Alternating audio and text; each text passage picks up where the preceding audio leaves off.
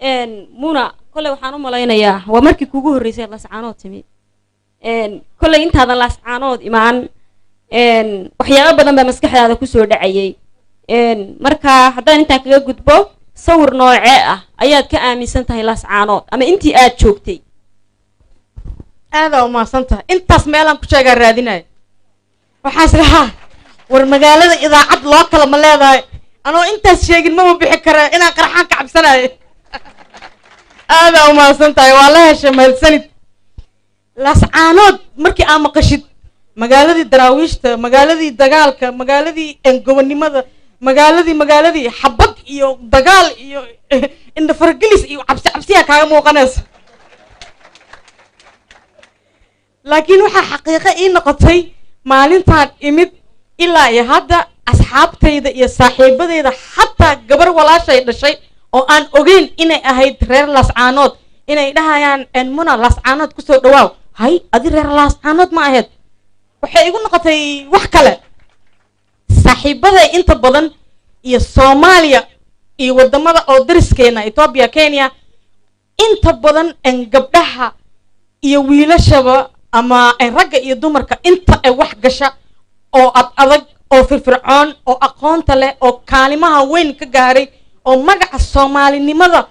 guulo badan ku soo hooyay asalkooda waxay ka imaadeen magaaladan haddaan ogaanaya inta badan shalay waxaan sheekaysanay wiil waxaan ku dhahay garoonkan way loogu magac daray Cabdi Cali Cabdi ninkaas reer Hargeysa waaye saa camal markaasuu dhahay ma marka haddaan aan maqlo lascaanood waxaa iga soo dhacaya haliyeeyo Soomaaliya ama Afrika usoo hooyay magac iyo aqoon iyo waxtar aad u weyn teeda kale haddaan usoo laabto maalmihii koobnaa aan joogay lascaanood waxaan ahayn marti waxaana la dejiyay hotel maalin kasta waxaana loo keenaa gaari waxaana la geeyaa meel cunto oo laga cuno waxaana la keenaa halkan marka waxaan dhahnay waa dhuumanaynaa si magaalada aan u aragno maalin kasta baabuur nala saara waa soo noqonaynaa asxaabay kaalay aan goyno haddana waxaan ku faraxsanahay tiimkayga aniga kaliya gabar ka ah marka tooraan oo ah camal waxaan kaalay waa goynaynaa waa baxnay waa soo soconay waxaan dhahnay xoogaa waa lugaynaynaa markaan soconay wax yar war yaa kaalay soo raax gaari war waa martadiiye soo baxa maya aboo raali ahaw inaan soconaa rabnaa war waa banaadiriye haa inaan soconaa rabnaa wax yar markaan soconay haddana waxay dhahan war kaalay soo raac ceeb waayo saa lugaynaysiin waa martadii 3 gaari aan noo istaagtay markii dambe keeni oo na qaadi jiray aan naga daba yimid way u soo baxdeen na keena waa iska soo raacnay waa soo baxnay haddana maalintii kale subaxii dhaqso inta soo kacnaa waxaan dhahay war yaa kaalay na keena maqaayadaha oo shacbiga ah oo banaanka oo sandaqadaha yar aan shaah ka soo cabaynaa si aan magaalada aan u ogaano waa soo baxnay meel banaan oo maamo shaah oo ku gadayso shaaha oo tarmuuska iyo bakeeriga bis ah oo aan ahayn maqaayad aan tagnay shaahiya aan ka dalbanay shaahi markaan cabnay waxay tiri war iska baxa waa martidii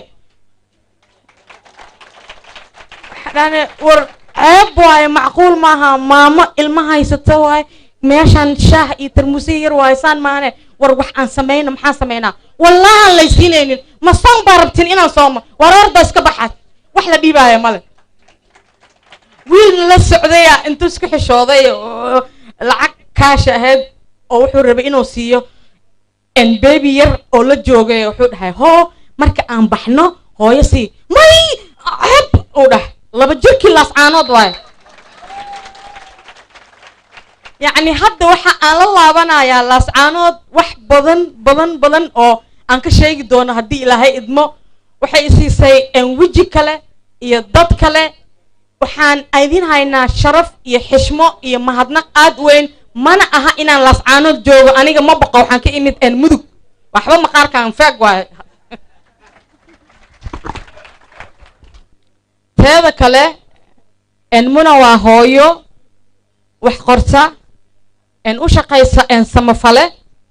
هذا وحى أيب وحسمي إن طوالك سنة إن وحى أنقبت إيه شقوين كأنقبت إيه وحتى هو إني ماذا إذا وحن أد أوجا يعني إن أنكفانا يرجع هاي inaan 10 sano aan ka shaqaynayay deegaanada oo gobolada dhexe oo ah meel adag oo dad adagna ay joogaan inaan wax badan aan ka bedelayo saaxiib la noqdayo ayaga aan ka mid noqday